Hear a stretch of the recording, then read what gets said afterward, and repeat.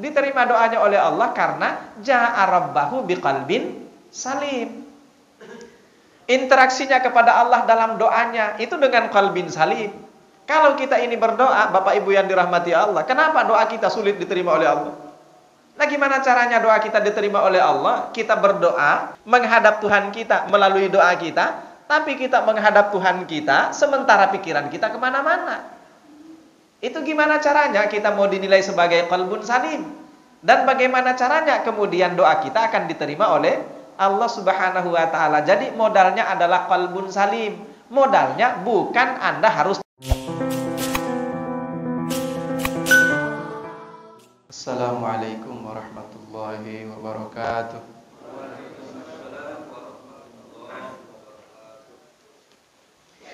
Dosa yang Anda lakukan sedikit, ya penderitaannya juga sedikit. Dosa yang Anda lakukan banyak, ya penderitaannya juga banyak. Beliau mengatakan, wala tadhunna anna qaulahu ta'ala innal abrara lafi na'im wa innal fujjara lafi jahim. Firman Allah ini, kata beliau, la tadhunna annahu mukhtasun biyaumil ma'ad faqat. Jangan Anda mengira ayat ini itu khusus berlaku hanya untuk di hari kiamat kelak. Bahwa orang-orang yang rajin berbuat baik, rajin beramal soleh, mereka akan mendapatkan kenikmatan ukhrawi saja. Tidak. Tapi kata beliau, 3 alam yang akan dilewati oleh manusia, atau 3 kehidupan yang akan dilewati oleh manusia. Pertama kan kehidupan di dunia ini. Lalu yang kedua kehidupan di mana nanti? Alam barzakh atau di kuburan. Lalu yang ketiga di alam akhirat. Ini 3 alam yang akan dilewati oleh manusia. Ketika Allah menjanjikan untuk mereka an-na'im, maka itu adalah artinya an-na'imu fid dunya wan na'im fil barzakh atau fil kubur wan na'imu fil ma'ad. Kenikmatan di dunia, kenikmatan di alam kubur, dan kenikmatan di hari kiamat kelak. Jadi 3-3-nya itu berlaku. Sebaliknya di ayat yang ke-14 Allah katakan wa innal fujjara lafi jahim. Bagi orang-orang yang terlalu banyak melakukan maksiat, banyak melakukan dosa, lafi jahim, mereka akan mendapatkan siksaan. Jangan Anda pikir, kata beliau, bahwa siksaan yang dimaksud itu hanya akan dirasakan di akhirat kelak. Tidak. Tapi artinya lafi jahimin fid dunya, siksaan di dunia, fi jahim fil maqabir, siksaan di kuburan, fi jahim yaumal ma'ad, dan siksaan di hari kiamat kelak. Sekali lagi, seperti sudah kita katakan tadi ya, bahwa masing-masing nanti akan punya porsi tersendiri. Kalau Anda rajin melakukan amal soleh, ya semakin banyak amal soleh yang Anda lakukan, kenikmatannya semakin besar. Tapi semakin minim amal soleh yang Anda lakukan, ya kenikmatannya juga akan minim. Allah Subhanahu wa ta'ala berfirman di dalam surah As-Saffat ayat 83-84. Wa inna min syi'atihi la Ibrahim. Dan sesungguhnya min syi'atihi, di antara pengikutnya, itu adalah la Ibrahim, Nabi Ibrahim alaihi salam. Irja'a rabbahu biqalbin salim. Ketika Nabi Ibrahim ini ja'a rabbahu, mendatangi Tuhannya, biqalbin salim, dengan hati yang salim, hati yang bersih. Hati yang bersih atau qalbin salim itu juga bisa diartikan hati yang selamat. Qalbin salim itu juga bisa diartikan mutmainnah, hati yang mutmainnah, yang tenang. Nah, yang dijamin oleh Allah, ini sudah dijamin oleh Allah ya. Sudah mendapatkan jaminan oleh Allah Subhanahu wa ta'ala menghadap Tuhannya biqalbin salim, itu adalah Nabi Ibrahim alaihi salam. Wa inna min syi'atihi la Ibrahim idja'a rabbahu biqalbin salim. Ketika dia datang menghadap Tuhannya biqalbin salim, dengan hati yang selamat. Wa qala hakiyan anhu annahu qala, dilanjutkan juga tentang penjelasannya terhadap Nabi Ibrahim alaihi salam ini dalam ayat yang lain, yauma la yanfa'u malun wala banuna illa man atallaha biqalbin salim. Hari kiamat itu adalah hari di mana la yanfa'u malun wala banun, tidak akan bermanfaat lagi mal, harta, wala banun, dan juga anak cucu keturunan, illa man atallah, kecuali mereka yang datang menghadap Allah Subhanahu wa ta'ala biqalbin salim, dengan hati yang salim, hati yang selamat, hati yang bersih, nafsun mutmainnah. Nah, hadirin jamaah yang dirahmati Allah Subhanahu wa taala, ayat yang pertama sebelumnya kita baca, menurut beliau di sini itu fid dunia. Itu berlaku untuk di dunia. Jadi Nabi Ibrahim alaihi salam itu di dunia hatinya sudah selamat. Karena di dunia hatinya sudah selamat, maka silakan kita pelajari sejarah kehidupan Nabi Ibrahim alaihi salam. Anda akan terpukau dengan luar biasa kehidupan beliau. Makanya Nabi Ibrahim itu semua apa yang diujikan oleh Allah kepada beliau tuntas semuanya, sukses beliau jalankan. Di dalam surah Al-Baqarah bahkan Allah memuji beliau Nabi Ibrahim alaihissalam bahwa ujian apapun yang Allah berikan kepada beliau itu luar biasa, tuntas benar-benar sempurna dijalankan oleh beliau. Ya, kata Allah Subhanahu wa taala dalam surah Al-Baqarah, wa idzibtala Ibrahima rabbuhu bikalimatin, dan ingat ketika idzibtala Ibrahim rabbuhu, ketika Nabi Ibrahim itu diuji oleh Tuhannya. Seperti apa ujian yang Allah berikan kepada Nabi Ibrahim itu? Bikalimatin. Kalimat di sini menurut para mufassirin atau ahli tafsir itu artinya berbagai macam ujian.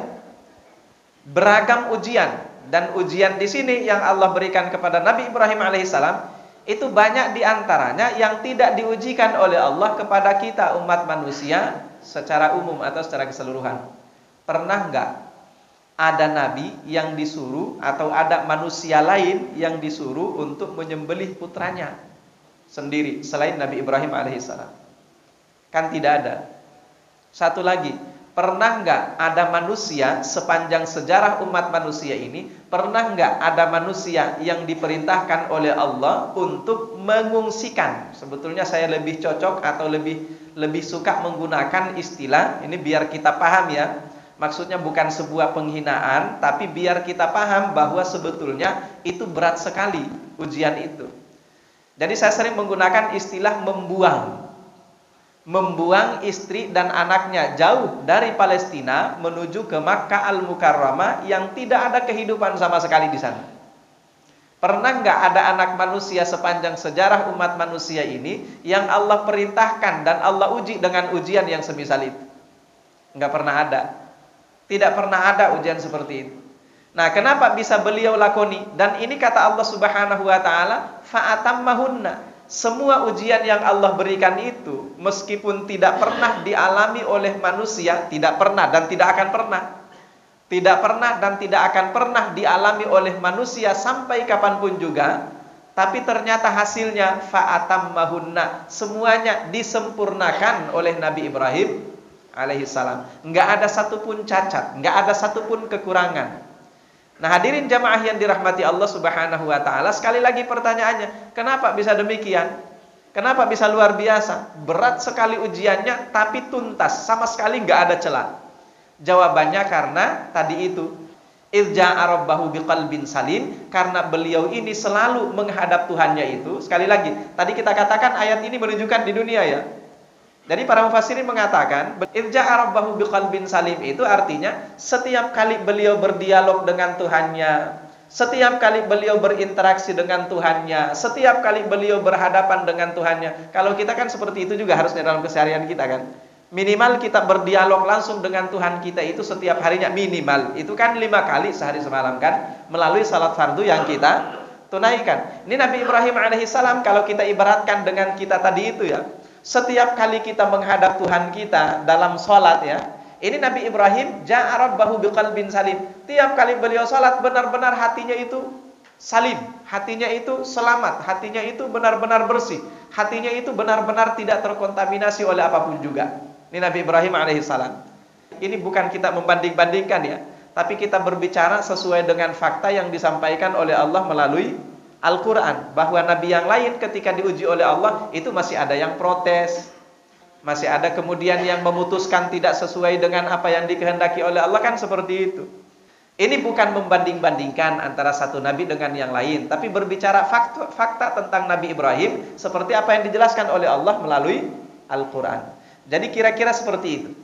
Anda berada dalam posisi qalbin salim, hatinya bersih, hatinya selamat, suci dari noda-noda dosa, karena setiap saat Anda selalu berusaha untuk mensucikan atau membersihkannya, maka insya Allah kehidupan Anda adalah kehidupan yang luar biasa. Dan itulah yang disebut sebagai an-na'imu fid dunya, kenikmatan di dunia ini. Seperti Nabi Ibrahim alaihissalam, nggak ada beban sama sekali Nabi Ibrahim itu, nggak ada beban sama sekali. Mau dilemparkan ke dalam api, nggak ada beban sama sekali, silakan saja Anda lemparkan. Kira-kira gitu kan. Coba bayangkan kalau Anda sudah dalam posisi itu. Dan jangan bilang bahwasanya yang akan berada dalam posisi itu cuma Nabi Ibrahim doang itu. Kenapa? Karena dia Nabi? Enggak. Kalau Anda bisa memenuhi syaratnya seperti Nabi Ibrahim alaihissalam, Anda bisa juga.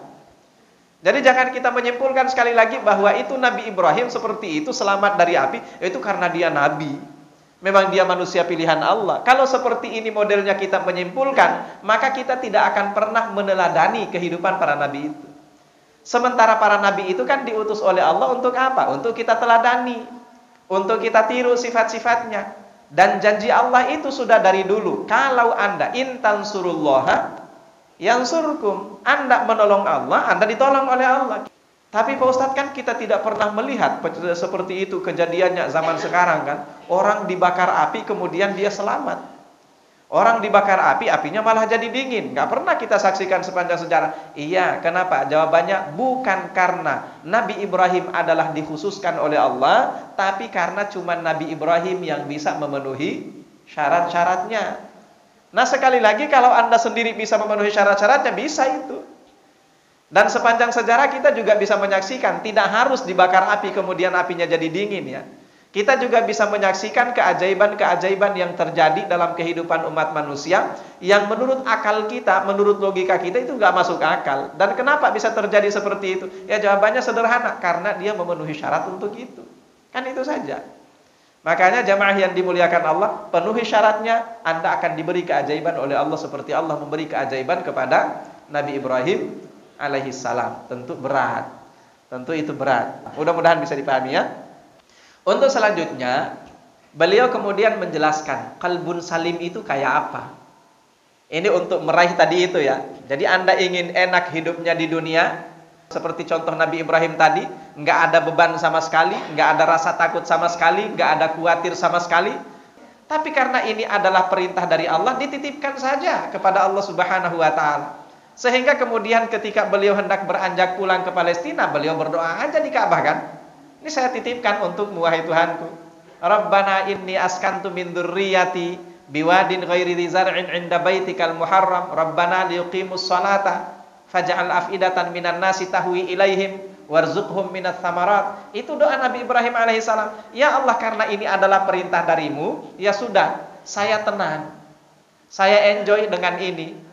Ya setelah itu, wahai Tuhanku, saya tempatkan mereka di sini agar mereka menjadi orang-orang yang mendirikan sholat. Ya Allah, jadikanlah hati manusia itu cenderung kepada mereka. Ini doa Nabi Ibrahim.